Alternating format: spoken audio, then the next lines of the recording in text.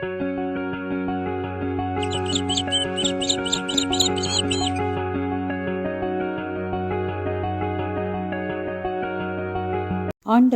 இயேசு கிறிஸ்துவின் நாமத்தில் OLS சார்பாக உங்களை சந்திப்பதில் பெருமகிழ்ச்சி அடைகிறேன்.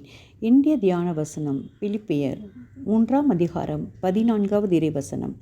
பரிசு பெற வேண்டிய இலக்கை நோக்கி தொடர்ந்து ஓடுகிறேன். கிறிஸ்து இயேசுவின் மூலம் கடவுள் எனக்கு மேலிருந்து விடுவிக்கும் அழைப்பே பரிசாகும். ஆம், என் அன்பு சகோதர சகோதரிகளே, இந்த வசனத்தில் சொல்லப்பட்டது போல நாம் வாழும் இந்த பாவ வாழ்க்கையை உதறிவிட்டு தேவ அழைப்பை கண்டு அவருக்குள் ஓடி பரிசை பெற வேண்டும். கிறிஸ்துவ வாழ்க்கை என்பது நீண்ட தூரம் மாரதான் ஓட்டம் போன்றது. தொடர்ந்து ஓடி ஓட்டத்தை முடிக்க வேண்டும் என்று பவுல் கூறுகிறார். நம்முடைய ஆன்மீக வாழ்வில் எல்லாவற்றையும் நான் அடைந்து விட்டேன் என்ற எண்ணமே தவறான வழிக்கு நடத்தும். நாம் பெற்ற வெற்றி எப்போதும் நினைத்து பெருமைப்படவோ அல்லது தோல்விகளை நினைத்து சோர்வடையவோ கூடாது. எல்லாவற்றையும் ஆண்டவராகிய இயேசு கிறிஸ்துவிடம் ஒப்படைத்துவிட்டு நாம் தொடர்ந்து செல்ல வேண்டியதையும் செய்ய வேண்டியதையும் நாடி முன்னேறி நித்திய வாழ்வை அடைய வேண்டும். நம் நோக்கமே அதுவாகத்தான் இருக்க வேண்டும். பாருங்கள், ஒரு மலையில் பல பாறைகள் நெடுங்காலமாக மழையிலும் காற்றிலும் புயலிலும் அப்படியே கிடந்தது. அதில் சில பாறைகள் நாம் ஏன் இப்படியே இந்த இடத்திலேயே யாருக்கும் உபயோகமற்ற நிலையில் நாம் கிடைக்கிறோம் என்று புலம்பியது. சில பாறைகள் இப்படியே இருந்தால் நலமே என்று கூறியது. நாட்களும் கடந்தது. கொஞ்ச நாட்களே சிப்பிகளை கொண்ட ஒரு குழு அந்த இடத்திற்கு வந்தது. அவர்கள் ஒவ்வொரு பாறையாக ஆராய்ந்தார்கள். சில பாறைகள் சிறந்தவை என்று முடிவு செய்து அதை பெயர்த்தனர்.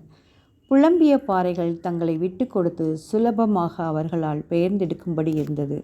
அப்படியே இருந்தால் நலமாய் இருக்கும் என்ற பாறைகள் தங்களை விட்டு கொடுக்காமல் கடினமாக மாறி பூமியோடு ஒட்டி கொண்டன. புலம்பிய பாறைகள் அவற்றை கொண்டு சென்று செதுக்கி பல சிற்பங்களாக மாற்றினார்கள். சிற்பங்கள் பல இடத்திற்கு கொண்டு சென்று அந்த இடத்தையே அலங்கரித்தது.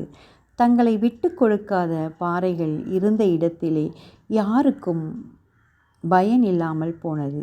ஆம் பிரியமானவர்களே, எல்லா பாறைகளுக்குமான வாய்ப்புகளும் ஒன்றுதான். ஆனால் மாற்றத்தை மனதார ஏற்றுக்கொள்ளும் போது மட்டுமே நமக்குள் இருக்கும் திறமை வெளிப்படுகிறது. சவால்களை எதிர்கொள்ள தயாராக இருக்க வேண்டும்.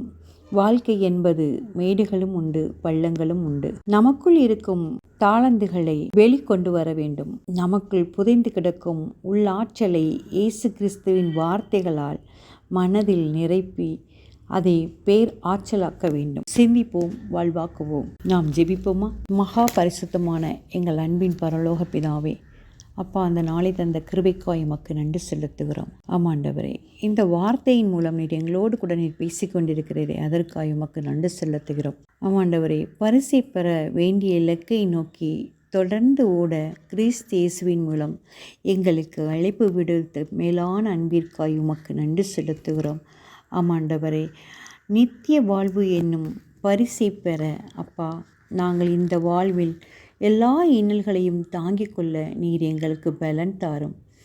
எந்த நிலை வந்தாலும் நாங்கள் பின்னடைந்து செல்லாமல் உம்மை நோக்கி முன்னேறி செல்ல எங்களுக்கு கிருபையாய் மனமிறங்கும். இந்த ஜெபங்களையெல்லாம் மீட்பரும் அருமை இரட்சகருமான இயேசு கிறிஸ்துவின் மூலம் ஜெபிக்கிறோம் எங்கள் நல்ல பிதாவே, ஆமென்.